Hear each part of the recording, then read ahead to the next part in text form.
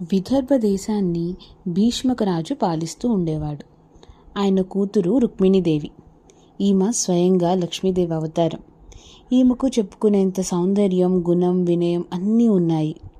ఈమె చిన్నతనం నుంచి వేదాలు, పురాణాలు, భాగవత కథలు వింటూ పెరుగుతుంది.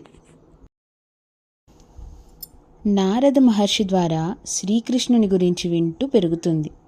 ఆ కథలు విన్న ప్రతిసారి రుక్మిణీదేవి ఒకటే నిశ్చయం చేసుకునేది, ఈ జీవితంలో నా వరుడు కృష్ణుడు మాత్రమే అని. ఇది అప్పటికప్పుడు పుట్టిన ప్రేమ కాదు, లక్ష్మీదేవికి విష్ణుమూర్తి మీద ఉన్న సహజ బంధం. రుక్మిణీదేవి అన్నల్లో పెద్దవాడు రుక్మి. ఆయనకు గర్వం, అహంకారం రెండూ ఎక్కువే. ఈయనకు కృష్ణుడు అంటే ఇష్టం ఉండదు. అందుకని రుక్మిణీదేవిని శిశుపాలుడికిచ్చి వివాహం చేయాలి అని చెప్పి మనసులో అనుకుంటాడు. ఈ విషయాన్ని తెలుసుకున్న రుక్మిణీదేవి ఎంతో బాధపడుతుంది. ఆమె హృదయం పగిలిపోయినట్టుగా అవుతుంది.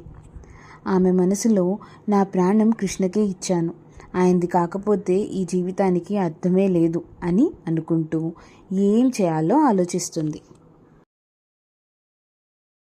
ఇక్కడ అసలు స్టోరీ స్టార్ట్ అవుతుంది.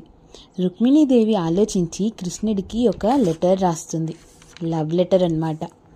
ఇలా ఉంటుంది ఆ లెటర్లో: నా ప్రాణనాథ కృష్ణ, నేను నిన్ను చూడలేదు, కానీ నా జీవితం మొత్తం నిన్ను చూసినట్టే ఉంది. ఈ వివాహం నా కోసం కాదు, ఈ ప్రాణం నిన్ను చూడడానికి మాత్రమే. నేను నిన్ను వరించలేదు, నిన్ను పూర్తిగా శరణాగతి చేసుకుంటున్నాను. నేను శిశుపాలుణ్ణి వరించలేను, అది నా ప్రాణం మీద అడుగులు వేయటంతో లెక్క. నువ్వు రాకపోతే ఈ దేహంతో జీవించలేను. రేపు అంబికాదేవి గుడికి వెళ్తాను, అక్కడ నా హృదయం నిన్ను చూస్తుంది అని చెప్తుంది. నువ్వు వస్తే నా జీవితం నీకే ఇచ్చేస్తాను. అలా ఈ జీవితంలో నేను మీ దానిని కాకపోయినా మీ పాదం దగ్గర పడిపోతాను అని అంటుంది. అలా అని ఈ రాసిన లెటర్ని ఒక బ్రాహ్మణుడి ద్వారా కృష్ణుడికి అందజేస్తుంది.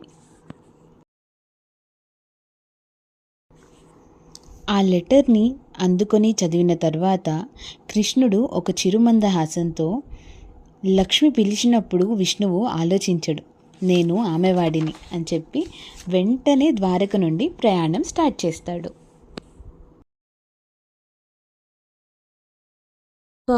విదర్భ రాజ్యంలో పెళ్లి పనులు స్టార్ట్ అయిపోయాయి.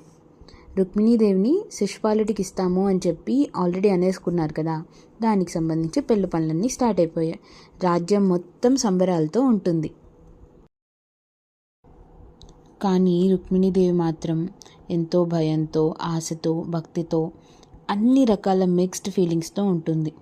రుక్మిణీదేవి లెటర్లో చెప్పిన విధంగానే పెళ్లి ముందు రోజు అంబికాదేవి గుడికి వెళ్తుంది. ఆమె దేవిని చూస్తూ ఈ విధంగా ప్రార్థిస్తుందన్నమాట: అమ్మా, కృష్ణుడు వస్తే నా ప్రాణాన్ని కాపాడు, లేకపోతే నన్ను నీ చరణాల్లో కలుపుకోమ్మా అని. ఎంత బాగా ప్రేమించుంటుంది ఆవిడ.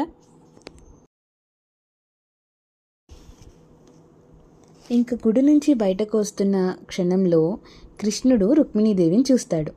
రుక్మిణీదేవి కళ్ళు కూడా కృష్ణుడిని చూస్తాయి. ఆమె సిగ్గు, భయంతో, ఒక అద్భుతమైన సౌందర్యంతో కనిపిస్తుంది. కృష్ణుడు తనని ఒక్క క్షణంలో రథం మీదకి ఎక్కించుకొని ఆ విదర్భ దేశం నుంచి బయటకు తీసుకొని వెళ్తాడు. ఇక ఇలా కృష్ణుడు రుక్మిణీదేవిని తీసుకెళ్ళిపోయాడు అన్న విషయం తెలుసుకున్న రుక్మి కృష్ణుడి మీదకి యుద్ధానికి వెళ్తాడు. ఆయన రుక్మిణి పరాజయం చేసి గర్వాన్ని తగ్గించేస్తాడు. రుక్మిణీదేవి కృష్ణుడిని అడుగుతుంది, ఆయన మా అన్న కదా, దయచేసి ఆయన్ను చంపకండి అని. అది విని కృష్ణుడు రుక్మి జీవించడానికి ఒప్పుకుంటాడు.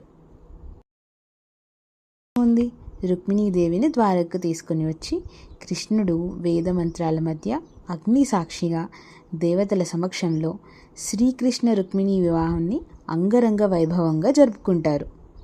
ఇది ప్రేమ గెలిచిన కళ్యాణం, ధర్మం గెలిచిన కళ్యాణం, భక్తి ఫలించిన కళ్యాణం.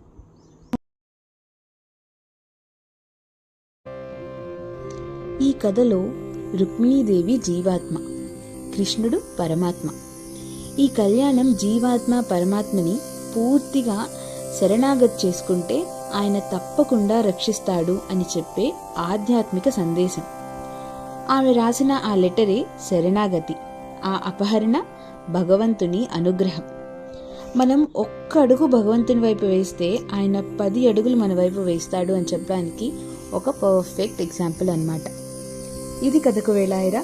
ఇంకో మంచి కథతో మళ్ళీ కలుసుకుందాం. Thank you.